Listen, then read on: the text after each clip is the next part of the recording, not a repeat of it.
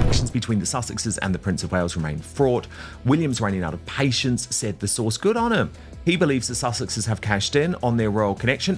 While you are ahead, because you're going to look like a fool. It's ridiculous. Stop it. Okay? This doesn't even make sense to me that she would even think that. Scorched earth. The palace said absolutely not. We're going to completely cut you off now. Thanks to Oprah, thanks to Spare, thanks to the Harry and Meghan Netflix series, because the monarchy waited, not quietly, not calmly. It waited while the public speculated, while commentators danced around the truth, while insiders whispered and outsiders guessed. Everyone thought there was still a maybe floating in the air. Maybe reconciliation, maybe a soft landing, maybe one last olive branch. And then William crushed every last maybe. That silence before the storm, it wasn't accidental, it was calculated. The kind of silence that builds pressure until something has to break. And when it broke, it didn't crack, it shattered. Prince William crossed a line no future king had ever crossed before, and the moment he did it, there was no undo button. This wasn't a leak whispered to a friendly reporter. This wasn't palace spin wrapped in polite language. This wasn't an aide floating a trial balloon. William put his own name on it, his name, on a statement so blunt, so final, that even people inside royal circles had to read it twice just to make sure their eyes weren't lying to them. His title could be on very shaky ground. Yet those close to the Duchess insist she won't be intimidated. Meghan's never been short of ambition or drive and is absolutely relentless, said 19 words. That's all it took. 19 words to end decades of ambiguity. There will be no pathway for return. Not at this time. Not under review. No path, period. And the shock wasn't just what he said, it was who said it. Because William is not the man who does this. For most of his adult life, William has done the opposite. He endured. He absorbed criticism. He allowed speculation to swirl unchecked because that's what heirs are trained to do. They wait. They calculate. They protect the institution by saying as little as possible. Silence wasn't weakness to him. It was armor. Patience wasn't passivity. It was strategy. But something changed. Decades of restraint collided with a reality that could no longer be ignored. So why now?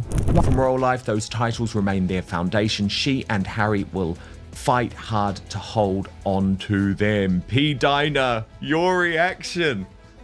The delusion.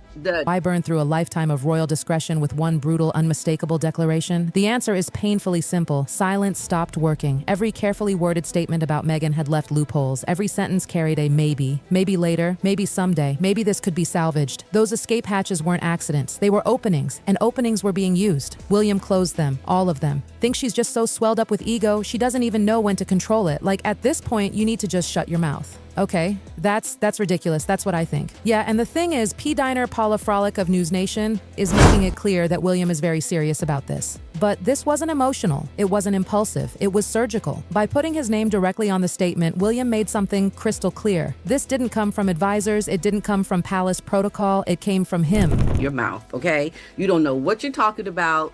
You are not going to get to keep that title. It is going to be stripped.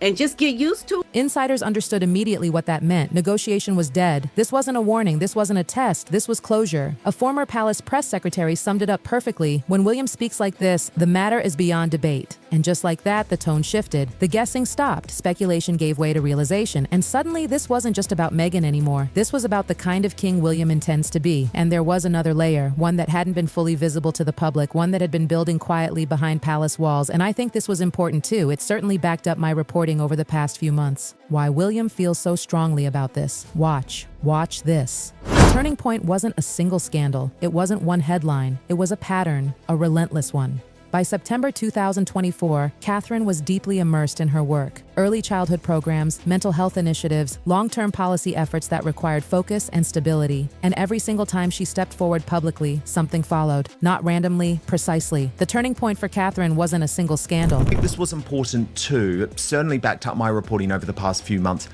Why William feels so strongly about this. Watch. It was a relentless pattern. By September 2024, she was in the thick of her initiatives, early childhood programs, mental health campaigns, and long-term policy efforts. Each effort, each announcement seemed immediately shadowed by negative articles. And not just any articles, precisely timed with the same phrasing, the same vague palace insiders, the same subtle digs. Catherine didn't explode. She didn't complain publicly. She did something far more dangerous. She documented everything. At first, she ignored it. She had long been accustomed to media noise, but Catherine is methodical. She kept records. By November, she had documented 10 instances where negative coverage followed her public initiatives by less than 48 hours, too consistent to be coincidence. Calmly, she presented her findings to William. "This is intentional," she told him, quietly, precisely. For Catherine, a woman known for absorbing pressure without flinching, that statement landed like a lightning strike. This wasn't gossip. This wasn't tabloid chaos. This was interference.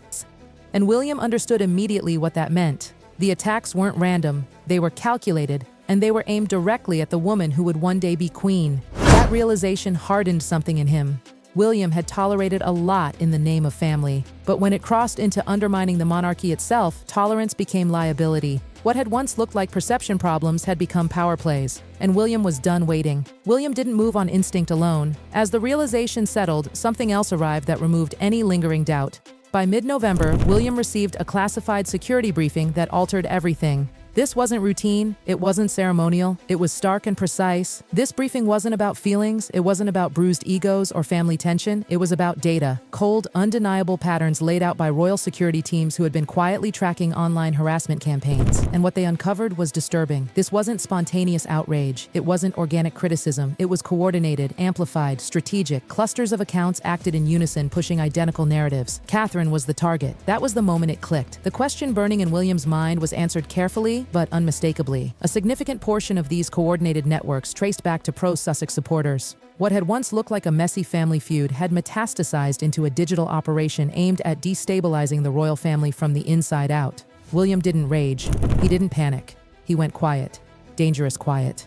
Catherine, ever composed, never demanded action. She never asked him to intervene, never begged him to fix it, but watching his wife absorb calculated hostility while still showing up, still smiling, still carrying the weight of public duty and private motherhood, something snapped into focus. Ambiguity had enabled harm. Every half measure had given adversaries room to maneuver, and William finally saw it clearly. Inaction was no longer neutral. It was permission. While William reached clarity, Charles remained trapped in something heavier. While William reached clarity, Charles struggled with a weight few could imagine. October 2024 had been brutal. Staff were overwhelmed. The communications team was drowning. Entire days vanished into managing Sussex-related fallout while real diplomatic and institutional responsibilities were pushed aside. Charles confided to a trusted aide that he felt trapped. Torn between love for his son and duty to the crown, he wanted reconciliation, healing, stability, but hope had turned into paralysis. Every unanswered question fed another media cycle. Every delay sparked another crisis. And already facing health concerns, the toll wasn't just institutional, it was deeply personal.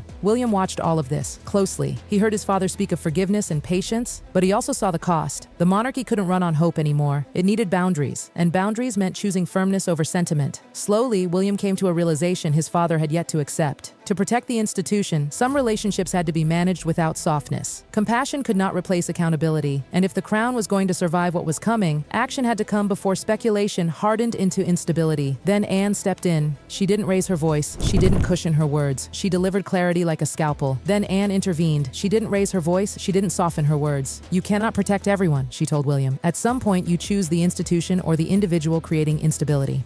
Anne had spent a lifetime in service. She understood what others avoided admitting. Institutions survive by enforcing boundaries. Sentiment cannot outweigh structure. Loyalty cannot override stability. William had been searching for a middle ground, a way to shield family while preserving the crown. Anne destroyed that illusion. There was no middle ground. Institutions survive by enforcing boundaries. The pressure was now unavoidable. Catherine was under attack. Charles was exhausted. Staff were questioning sustainability. International partners were watching closely, quietly assessing whether the monarchy was still steady. Every day of delay increased the risk. What had begun as family tension had become structural vulnerability. Anne's words stayed with William. Leadership demanded decisiveness. Protection could not be indiscriminate. Chaos had been allowed to fester, and the crown's credibility was paying the price. By the end of that briefing, William accepted a truth that changed everything. Sacrifice was inevitable. The institution came first. By the end of the briefing, William had accepted a hard truth. This was no longer about hurt feelings or sibling rivalry. It was about survival. About whether the monarchy could continue forward without being dragged backward by unresolved instability. And in Anne's unflinching clarity, William found the resolve he had been missing. The waiting was over, the silence had done all it could, and now something permanent was coming. December 1st arrived heavy and quiet. Windsor Castle felt different that morning, like the walls themselves knew something final was about to happen. December 1st, Windsor Castle, a private study shrouded in silence.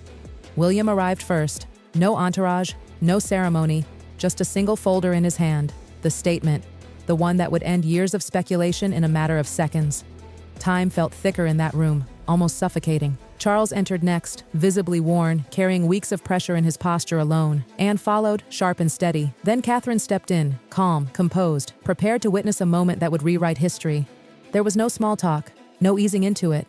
William opened the meeting plainly. This decision will be permanent. The words landed like stone. Silence stretched across the room. Then the statement was read aloud, slowly, deliberately, line by line.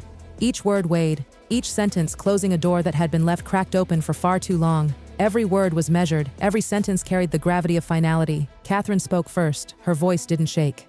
"It's clear," she said. "It doesn't attack, it states reality." That mattered. This wasn't punishment, it was definition.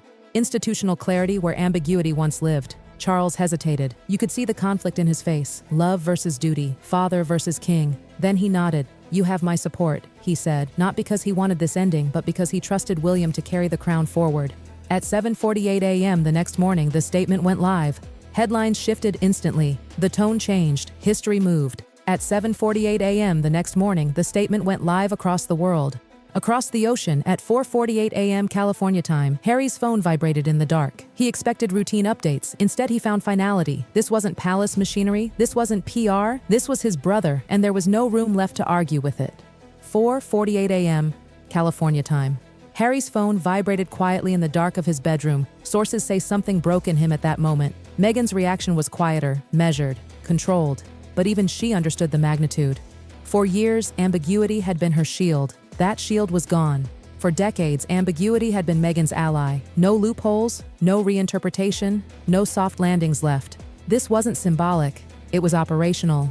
No coordination, no institutional support, no future presence at royal milestones.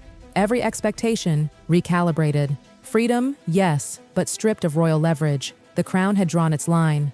There would be no negotiation, no return. History would remember this moment not as revenge, but as resolution. William chose certainty over hope, protection over sentiment, and the institution over illusion. And with that choice, the monarchy stopped waiting and started moving forward.